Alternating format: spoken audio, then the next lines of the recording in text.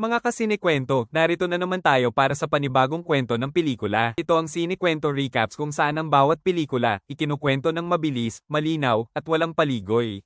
Sa episode na ito, pag-uusapan natin ang isa sa pinaka-iconic na Korean action films, The Man from Nowhere.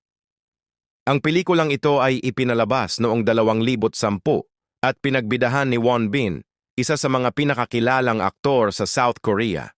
Kung mahilig ka sa action na may puso, ito yung tipo ng movie na hindi mo makakalimutan. Ginagampanan ni Won Bin ang karakter ni Cha Tae-sik, isang tahimik at misteryosong lalaki na may madilim na nakaraan. Ngunit nagbago ang lahat nang makilala niya ang batang si Somi, ang tanging taong nagbigay ng kulay sa madilim niyang mundo. Simple lang ang simula. Isang lalaking gusto lang mamuhay ng payapa, pero napilitang harapin ang nakaraan nang mapahamak ang batang si Somi. Sa bawat eksena, mararamdaman mo ang bigat ng emosyon sa likod ng mga aksyon.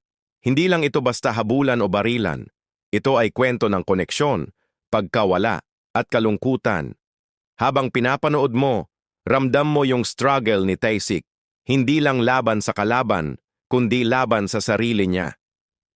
Ang The Man from Nowhere ay parang halo ng John Wick at Leon, The Professional, pero mas malalim, mas totoo, at mas makatao. Ang cinematography ay madilim pero elegante. At kahit kakaunti ang dialogue, napakalakas ng emosyon. Si Won Bin, walang sinabi, pero lahat nasabi. Ramdam mo sa mga mata niya ang lungkot, galit, at pagmamahal.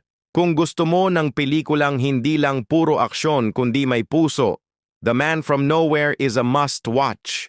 Isa ito sa mga pelikulang magpapaalala sa atin na minsan ang pinakatahimik na tao ay may pinakamalakas na sigaw. Ikaw, napanood mo na ba ang The Man from Nowhere?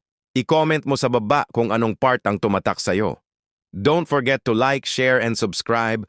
Salamat sa panonood ng Sinekwento Recaps.